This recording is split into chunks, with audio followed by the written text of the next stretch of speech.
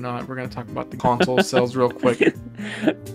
Game sales. All right, let's talk about the sales of the Switch real quick. They have lowered, right? Probably, but let's talk about. I want to talk about first the overall number of units that have sold. This article was released on February 7th. Okay, so the Switch sold an impressive 14.91 million units during the fiscal year of 2023. So that's like, between March of 2022 and March of 20, I guess. Now 19 million? 15 million. And yeah. that puts it as the #1 selling console that Nintendo has, and then the second overall, only behind the Nintendo DS at this point, which has 154.02 million. Because the DS was something else. The DS was something else. The DS was cooking. Yeah. Yeah, the Cooking Mama, more like. Yeah, the DS cooked. I think, I'm not sure if it beats the PS2. Let me see PS2 total sale. 158.70 million. 4 million. The DS is behind by 4 million, so a shame. Yeah, and they're both like done though. I don't think the Switch will make it, honestly. I'm not gonna lie. Another 30 million, they would have to. The Switch would have to keep going for another couple years for them to hit. Because if they brought out the new console, nobody's buying that shit. Yeah, a year or two more maybe of like good sales. But does the Legend of Zelda Tears of the Kingdom carry? Not really. I don't doubt that it's gonna be like a decent game. I just doubt that it's gonna be a good one. Yeah, like I totally like feel that. My question to you is, what do you think it's gonna take in order for Nintendo's Switch to sell better than the PlayStation 2? Like, what do you think what kind of a game would it take? See, that's the thing, because like you can't even just say Mario anymore. I offer you the highest bidding possible. Do you think that Mario Kart 9 would do it? It's a possibility, but at the same time, they're never gonna do it. You know? I mean, I don't know if you know this, but they've actually talked about working on the next installment of Mario Kart before. Like, they've already confirmed that it's being worked on. Oh, you mean the new DLC? Yes, of course. But they have legit already confirmed a while ago that they are working on a new Mario Kart. And they're whipping it up in the kitchen? Yeah, pretty much. Yeah, I don't know.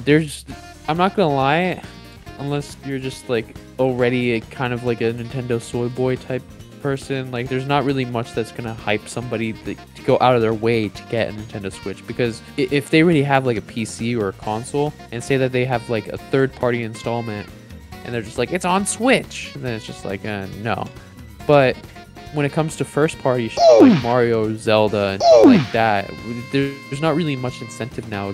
What is the market you think that Nintendo needs to reach out to in order to really get those sales pumping? Because obviously, as we said before, Nintendo boy boys and the fanboys are already, they've already got the console. I don't know. Also, just like, I'm not the perfect person to ask for this because I haven't been playing games. Just take a look at like what Nintendo has on the console, and you have because games. When I think of Nintendo, I just think like Mario, and it's just like, well, they can't really innovate much more with Mario, Yeah, I definitely agree. It's not like, you're not gonna make another Mario game and expect it to sell millions of Switches. That's not. And I don't know. I think Mario can do it, but they have to do it right. They have to really go out and above and beyond. Yeah, if Mario had a fucking gun, it was Mario like open world, and it just Mario GTA, that'd be pretty funny. A lot of people are already doing the Steam Deck kind of emulator type stuff, so they're like, I don't need a Switch. Yeah, I think Switches are cheaper than Steam Decks. Even at the most basic price for a Steam Deck, you're still spending like $400 to $500, if I'm not mistaken. Around, probably, yeah. Like, Steam Deck is definitely like a worthy deal. Your average consumer isn't going to go and be like, I'm going to buy a Steam Deck so I can emulate Nintendo games. Most of them are going to be like, yo, that's $400. Why would I get that when I can get the Switch for $300 and buy that instead? But Mario Kart 9 apparently is in active development, and it has been for a while. But in my most recent video, I had a guest by the name of A Talking Sock. I'm sure you've heard of him. No. True. What? We're kind of saying that, like, this team that makes Mario Kart is working on the DLC, and they're working on the new Mario Kart at the same time. Did you see like the new Yoshi's Island stage that's coming to Mario Kart? No. Really? You didn't see it? I'm not a Nintendo like. Oh right, I'm sorry, I forgot. Dude. Well, they're making like a Yoshi's Island track, and it looks really good. In my opinion, what they're gonna do is like, they're like, oh, we made this for Mario Kart 9, but what we're gonna do is we're gonna put it in as DLC and then be like, oh, it's a retro course for Mario Kart 9. Oh man. It's kind of lame. I think it'll be worth it, especially if the twist that they're talking about is actually really good. It just depends on what Mario Kart 9 is. If it's just more Mario Kart 8, it's gonna be really lame. We'll have to wait and see. What if, this is the only hypothetical, this is the only way I see them doing it and making it happen, is if the next console is another Switch, but just more powerful. We still haven't gotten the actual like at-home console variation, right? Yeah, we haven't gotten that, and we're not sure if one exists. You already know that the Switch Lite is, you know, the only handheld kind of thing. Yeah. No dock involved. And I guess we're just waiting for that more powerful dock-only maybe console. Now, if they did make a dock-only console and it was more powerful, it would have to be pretty powerful, you know, in order to beat the Switch. Because if it was only slightly more powerful, there's no point. What if it doesn't even change names at all? What if it's still called the Switch? What if they still be like, oh yeah, you know, just another console, but this one is only at home and it's more powerful, and you can still use your Switch cartridges, which are, you know, with the current Switch and this new Switch Pro, let's call it. Like, if you can actually run third-party games really good, I think that would be some sort of benefit to it. If they were to make it like a stronger console, not only will the graphics have to improve, but standard 60, you know, for like most games. And that's what I was mentioning in my discussion. If we are to get a new console, I want it to be that Switch Pro. I want it to still be able to use the old Switch cartridges, but I want it to be like, oh, if you're gonna put in, you know, Breath of the Wild 2, make it run at 60 FPS and let it be like 1080p. So that way, people that don't want to buy the new console can still use their current Switches and still play the game, but then people that really want the next-gen experience can, you know, have it on this next console. Wait, when you dock it, it caps at 30 frames? I could be mistaken. I'm obviously not because super I've aware. played Breath of the Wild both handheld and docked, and it's run like perfectly fine at 60. But it's 30 FPS. Ew. Breath of the Wild. I didn't feel like it. Yeah, well, apparently it does. For handheld or docked? Both. Orange.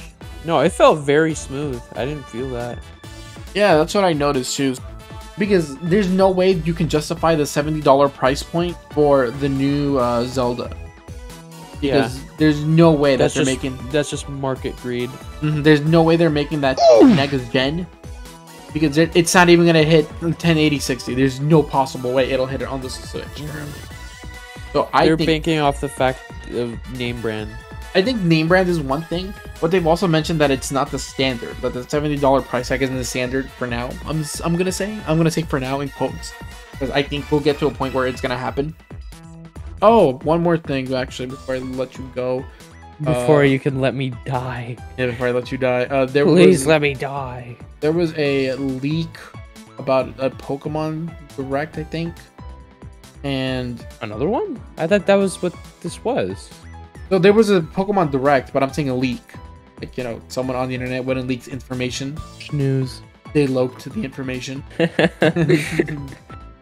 So it says here, a 4chan leak that correctly predicted everything revealed today claims that the new Nintendo Switch models will be released this year along with the second part, and the game will have graphical enhancements for it.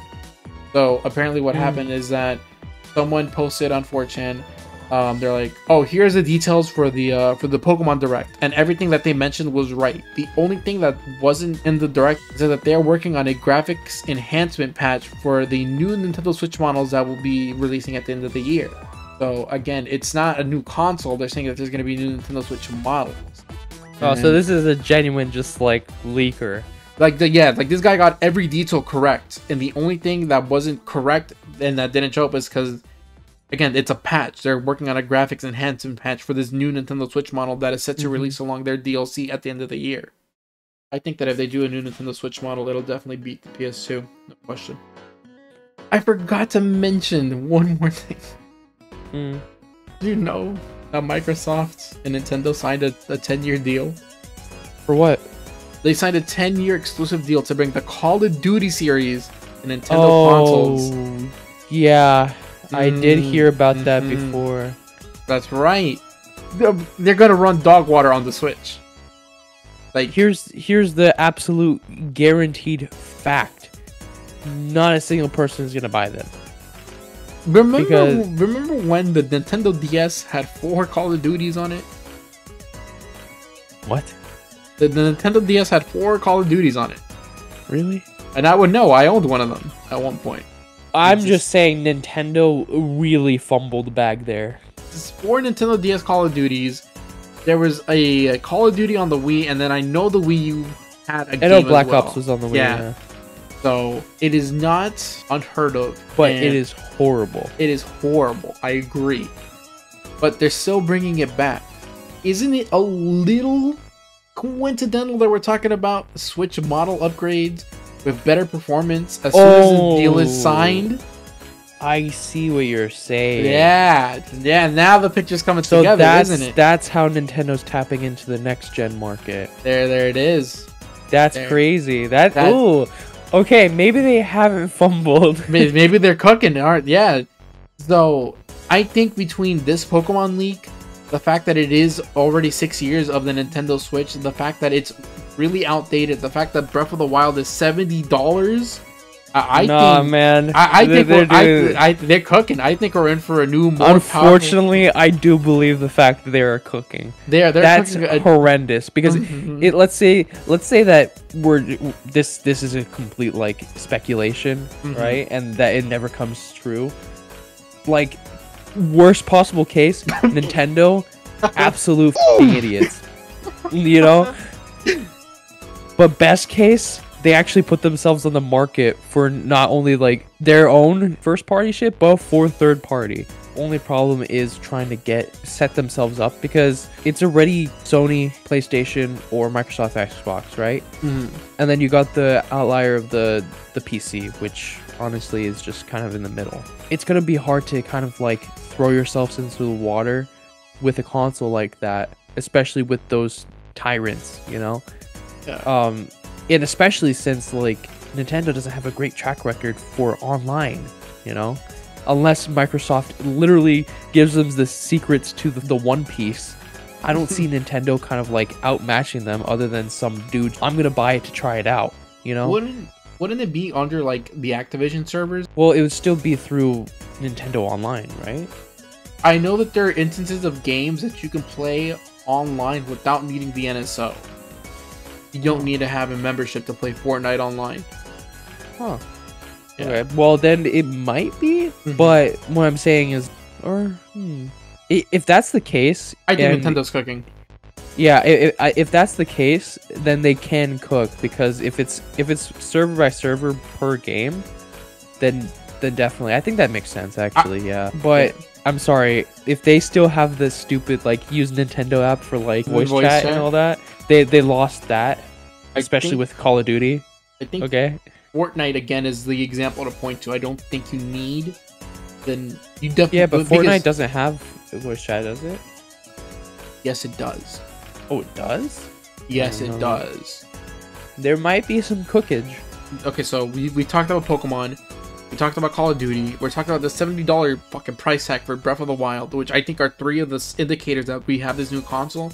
And then my final piece, which is like the least like amount of evidence that I have, like the stupidest one I have, is that for years we've been like having this rumor that Metroid Prime, the trilogy, was going to come onto the Switch. So we're like, oh yeah, we're gonna get the trilogy, and it's gonna be $60 for all 3 games, and it's gonna be cool when they port it over. And instead of doing that, they remastered the first one and put it on the Switch for $40. Now, the remaster, you haven't seen it, but compared to the GameCube version, and it's mad impressive. It looks gorgeous, absolutely beautiful. $40 for a game like that is beyond what we see from Nintendo. We don't usually get that generosity. That is fair. They didn't resell 3 games untouched for $60. I think it's all part of a plan to release all 3, because again, we were supposed to get, people were saying we were going to get the trilogy. That's what rumors were saying. We were going to get the trilogy on the Switch for $60. And instead we got the first one remastered for $40. I think they're going to remake all 3 games, place them on the Switch, And then they're gonna, because remember the fourth one, it got restarted on January of 2019. So we haven't seen that shit in 4 years. Nothing. I think they're gonna be using the first 3 games, the remaster, to be like, oh look, here are the games, this is what they look like. And then they're gonna show off the fourth one as this huge, like this humongous game. It's gonna look very good, and it's gonna be used to advertise their next console. That's what my idea is. But they have to spread out these first 3 games over the course of the year. I think we're really lining ourselves up here for a new powerful console, not a new console, just a new Nintendo Switch. See, if they had a third contender to the big 2, that would destroy like the balance, because when you really think of it, there's like a rule of 2, you know? You got Xbox or PlayStation, you know? You got Republican or Democrat. You got fucking what else? You got Samsung or Apple, you know? There's not always a third party when it comes to shit, and that they last, you know? It's always big 2, and there are people that choose the latter, you know? They choose the third party, but it's not as significant, you know? You know, I just think that when you think about the Call of Duty series, you know, if I, consumer average, go out and buy a console, I'm not gonna be like, let me pick up the new Nintendo Switch to play Call of Duty. Exactly. So I don't think that, you know, it's not like, oh, here's a new console that makes it play Call of Duty. No, it's gonna be like, oh, I bought the Nintendo Switch Pro or the new Nintendo Switch to play Mario Kart 9, and Call of Duty just happens to be on it. Instead of buying a whole new console, let me just get it there. Like, just that simple. Like, Call of Duty is not meant to sell the console. The console is just there, and then if you want to play Call of Duty, you have the opportunity without having to buy a whole new console. Exactly. That simple. Yeah, so now I kind of convinced myself that we're not going to get like a whole different console. We're just going to get a new Nintendo Switch. The docked version, I guess. Okay, that's where I go.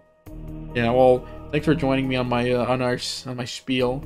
Yes, sir. I have to talk about the games now, but hello. Between yesterday and today, I got sick, so it only makes sense that this would happen at a time like this. But just to finish off my segment here, I just wanted to go over a recap of the games that I thought had some importance for the Nintendo Switch and what my thoughts about them were.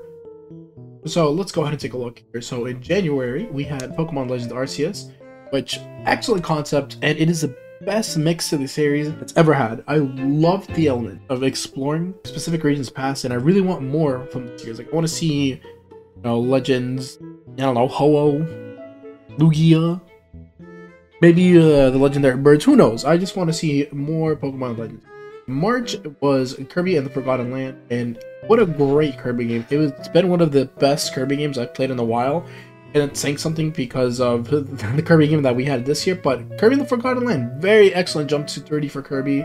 I would want to see more ability and more use of an open 3D area for him. It's a bit linear for now, but it is still a very fantastic game.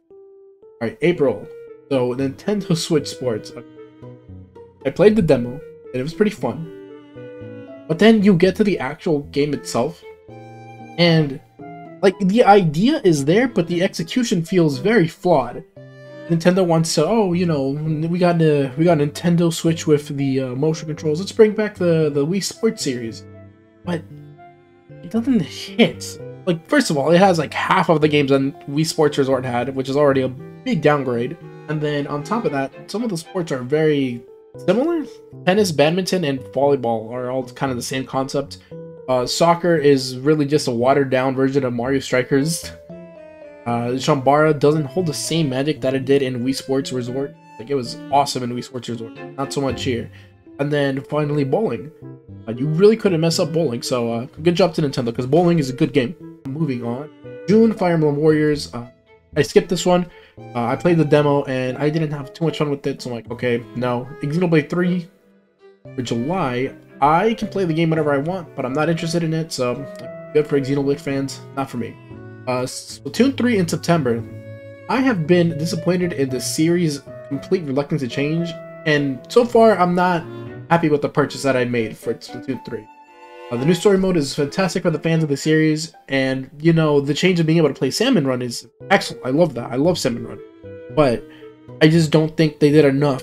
They didn't. I feel like they're never gonna do anything to the multiplayer to make it change, and that's kind of what makes me so disgruntled with Splatoon currently. But for now, it's fine. October we had Mario and Rabbids Sparks of Hope. I enjoyed the changes that were made, and there were some of the restrictions that were in the first game were removed. You can adjust your party to be whoever you want it to be. Movement is a lot more open. I mean, that's just the way the characters are controlled. It's really, really fun, and I love the additions with the Luma / Sparks. So again, fun time overall. I really need to get back to it, but I've just been busy. But I liked it. I liked it so far. Okay, November. Ooh, with a big one. Pokemon Scarlet and Violet. So I don't know how people... I mean, obviously, very glitchy game. But despite all the glitches, I had a lot of fun with it. It has been a while since I really kind of dug into a Pokemon game. And even with like Legends Arceus, like I thought Legends Arceus was fantastic and I played it a lot. I felt like I was more hooked with Scarlet and Violet, and I can't tell what it is. I think it might have been the... It does feel like it's open world. You can get around with the ride Pokemon, and it's great. I loved it. So I like all all the Pokemon in there, all the new changes that were made. It's cool. It's cool. I mean, obviously they need to work on fixing the graphical issues that the game has and the glitches, but despite that, I loved it. It was really, really good. So that was my recap for 2022. It's a little bit of a short segment just because I don't want to spiel for too long. This video is already kind of long. I'm not trying to make it into a 40-minute video like last year, but moving on into what we have for 2023 so far. Alright, so for 2023, taking a look at, again, the games that I believe are important to the Nintendo Switch, mostly first party. So, Fire Emblem Engage. I skipped the title. I'm okay, you know, I'm kind of a mid fan of the series, and it's kind of there for me. I feel like I do want to pick it up at some point, because it does look good, but it's not invested in right now. Okay, February. So Kirby's Return to Dreamland. Demo was very uninteresting. I was so bored by the time I got to the second stage. I'm like, I can't do this anymore. And the demo was enough for me to be like, no, I have to skip this. I can't do this anymore. It's just bad. Not bad, it's just boring. I don't know. It feels easy, and then it doesn't feel like it's gonna get harder until much later in the game, so... Oh well. Let's see. Oh, Metroid Prime. That is a good game. A very, very cool remake. It looks fantastic, and at a $40 price tag, you can't go wrong with it. And in my mind, I'm hoping that if they're willing to remaster Metroid Prime, then I'm hoping that they will add other GameCube titles in the same manner to the Switch. I'm mostly talking about, you know, I really want Paper Mario: The Thousand Year Door. It's probably not gonna happen, in my opinion, but it'd be nice to have it. So it'd be great if we got more remastered GameCube titles, especially since we're not getting them on NSO by the looks of it. In April, we have Advance Wars 1+2 Reboot Camp, and I gotta say, just like in the same vein of Metroid Prime, it looks like an excellent upgrade to the previous games in the series. It looks like the most definitive edition of the game to date, and I'm pretty happy to give it a chance. And I'm interested to see what Advance Wars is about, and, you know, to see if I get hooked on the series, because it looks interesting. Kind of reminds me of ye old Fire Emblem, but with tanks and such, so pretty excited to try it out. Okay, so in May, Tears of the Kingdom. You know, we keep on seeing Tears of the Kingdom, and then it's like, oh, here's some trailers, here's some gameplay, very little. There's not really like a gimmick that we've seen just yet revealed, so I'm not super invested in it, but I may have some interest in playing it. I'd have to see some gameplay first, but for now, I'm just kind of in the middle. I'm not really super interested, but at the same time, maybe I'll check it out. And then finally, in July, for what we know now, is that we're getting Pikmin 4, and that's probably the one title I really want so far. So Pikmin 4 is the one game I want. I'm super excited to play it. I want to see what changes they made from the previous installments and what it has to offer. So yeah, so those are my opinions on what we had from 2023 so far. And I'm not aware of anything that's coming up at the later half of the year. We're probably gonna have to wait for a direct, and maybe, you know, June, July, or maybe even September. Who knows? Who knows when we're gonna see a new direct of more titles at the end of the year. As to what I want, not asking for a lot. If I really want a game, I mean, I guess I want Tomodachi Life 2. But that is, again, assuming that the Switch isn't just gonna die, relatively soon. I'd love for Tomodachi Life a sequel, not a port. I want Tomodachi Life 2. I want a sequel to to last a while. It's one of those titles that I really think could benefit from like the drip feed updates. Like, it's one of the few, but I don't think we're gonna be getting that. It'd be kind of funny. Monkey's Paw coming up. Hopefully we get it in maybe not with a drip feed, but I mean, it'd be funny if it did. If I want another game, something that I'm looking forward to, I know that they somewhat confirmed that a Mario game was in the works, and it'd be nice to see it, whether it be a 3D Mario game or a 2D Mario game. Either one would be fantastic. I'm kind of just in the mood to play more Mario, and Mario Odyssey, it does not cut it for me. It's not that game I pick up and go back to, but good game. But I am wanting to move on to the next step in the series for Mario. And then that's pretty much it for games. I mean, I'm a very simplistic person. I'm not asking for a lot, realistically. I kind of want to just find more games randomly that aren't to, my current liking, I guess. To say I really want to expand out to more titles than just Mario and like Tomodachi and, my favorite series. I really want to find out what games are for me. And then the other thing I really want is going to be, I want to see a new Switch model, or I guess the successor to the Switch. It's kind of what I'm hoping for, and that's more towards the end of the year is what I'm wanting to see. So, guys, please let me know what games you're looking forward to for this year, 2023. Let me know if you think we're gonna get a new console by the end of this year, at least a reveal, and let me know if what your favorite game from 2022 was. Mine personally, definitely Pokemon Scarlet and Violet. I had a really good time with it. I had a lot of fun, so pretty fun, and hopefully that DLC is pretty good, but I'm not holding my breath. But yeah, go ahead and let me know in the comments, and then I will catch you on